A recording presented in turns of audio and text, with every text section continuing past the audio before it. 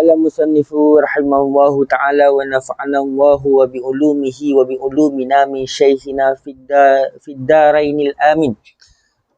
Alhamdulillah rabbil alamin wassalatu wassalamu ala Rasulillah wa ala alihi washabi ajmain, amma ba'du. Assalamualaikum warahmatullahi taala wabarakatuh kepada semua. Alhamdulillah sekarang DFC pun dah mula ada akaun YouTube sendiri ya. Alhamdulillah, sebelum ni dia menumpang. Sekarang kita dah ada akaun YouTube sendiri. InsyaAllah lepas ni apa-apa recording kita akan share dekat sini je lah. Kita tidak akan ambil secara, orang kata apa, nak refresh tu tak ada. So kita akan ambil secara direct. Baik. So ini kita akan masuk pada kitab yang baru. Sebelum ni kita telah habis kitab tasawuf. Kita dah Ahyalul Walad, kita dah khatam ya anak-anak. Jadi kita akan masuk pada kitab yang baru, iaitu Fadilat Amalan Berdasarkan Hadis. Kitab dia sebegini ya. Korang nanti kalau nak dapatkan, Ustaz boleh tolong belikan. Harganya RM10 saja. Kalau Sabah Sarawak RM12. Tapi Gus meminta tidaklah RM10 tapi RM12, kerana RM2 tu bukan untuk Gus, tapi untuk membayar pos penghantaran tu ya. Itu kita kena bayar sebenarnya, bukan free. Kalau misalnya kata ada yang nak support ya, insyaAllah boleh, tidak ada masalah gitu kan.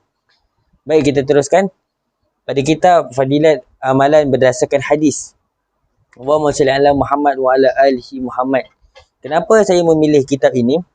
Kerana kan dulu ketika mana saya mondok-mondok dulu, masing santri-santri dulu tu, kita mengaji tentang kitab ni bahawa sebenarnya kalau kita nak beramal dengan hadis Nabi, ataupun kita nak beramal dengan sunnah Nabi SAW, kita kena tahu fadilat dia berdasarkan hadis.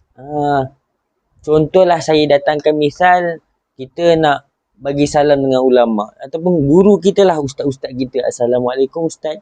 Kita buat tu ada fadilat dia. Dulu masa saya ngaji-ngaji dulu kan, ya tu kan jahil gitu kan, nakal-nakal gitu. Lalu sebelah guru itu tak bagi salam gitu kan. Ya, kalau bagi salam tu insyaAllah selamat. Dia tak bagi salam itu kena injured gitu kan. Pagi subuh krem kaki 200. Jadi ada fadilat-fadilat dia. Maka saya baru mengetahui fadilat tu masa saya belajar dulu. Jadi hari ni dan malam tadi saya dah mutolaah satu bab, tapi saya takkan baca-baca untuk satu bab. Saya akan baca secara istiqomah sikit demi sikit. Sebab apa? Kita nak memfokuskan kepada kualiti, bukan kuantiti. Kuantiti tu maksudnya baca banyak tapi la yanfa' fih. Tak ada manfaat daripada apa yang dia baca. Kita tak nak, kita nak manfaat. Itulah antara tujuan DFC. Kita bukan nak kualiti, baca banyak, khatam cepat, tapi tak ada manfaat daripada yang boleh diambil daripada apa yang dia belajar. Baik. Wa masyaallah Muhammad ya fatah ya alim ya alim. Maka kita akan masuk pada bab 1, fadilat ilmu dan ulama. Bab yang pertama ini menyatakan kelebihan ilmu dan ulama. Yang pertama, kelebihan duduk di dalam majlis ilmu agama, menatap muka orang alim dan memberi salam kepadanya. Sabda Nabi SAW kepada Ibnu Mas'ud radhiyallahu anhu, ya Ibnu Mas'udin, julusuka fi khalaqatil ilmi wa la tamassu qalaman wa la taktubu harfan khairan laka in i'taki alfi wa raqabatin wa nazaruka ila wajhi alimi khairan laka alfi farashin fi sabilillahi wa salamuka ala alimi khairan laka min ibadati alfi sanatan.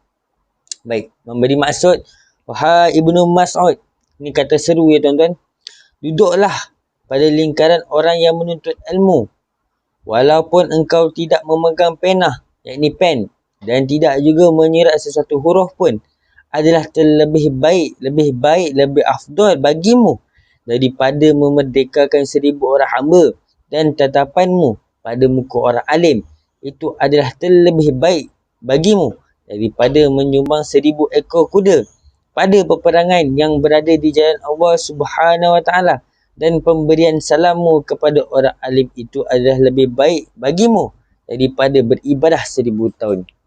Tuan-tuan yang dirahmati Allah Subhanahu Wa Taala, hadis di atas dia memberi maksud kepada kita bahawasanya pentingnya untuk menuntut ilmu.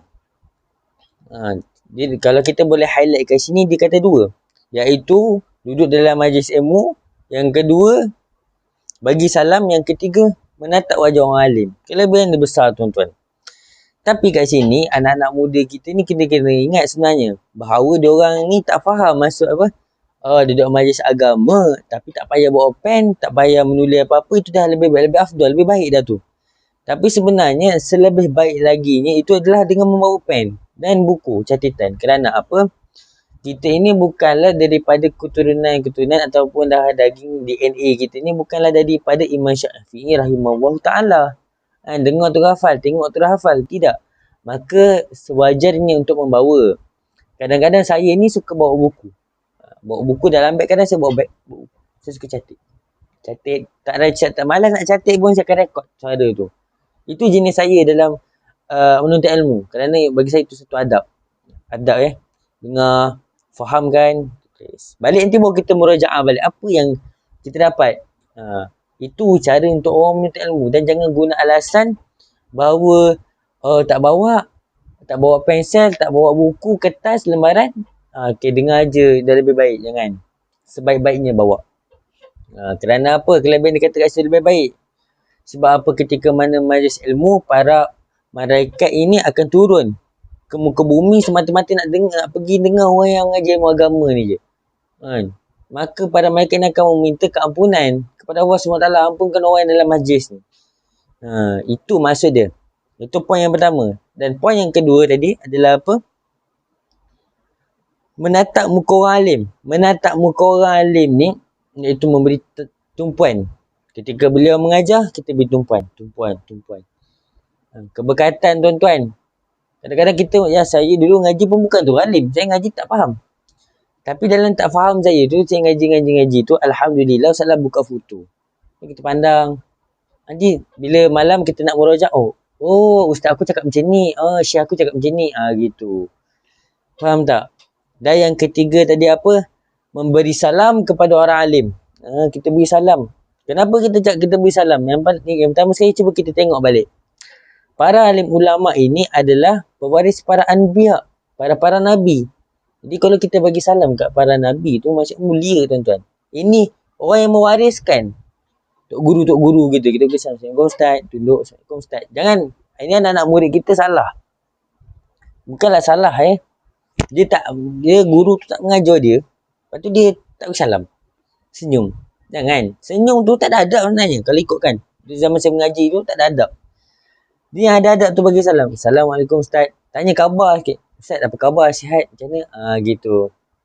Itu yang sewajarnya pelajar-pelajar menuntut ilmu zaman sekarang. Ini tak salah. Sebaiknya bagi salam dan cium tangan. Itu.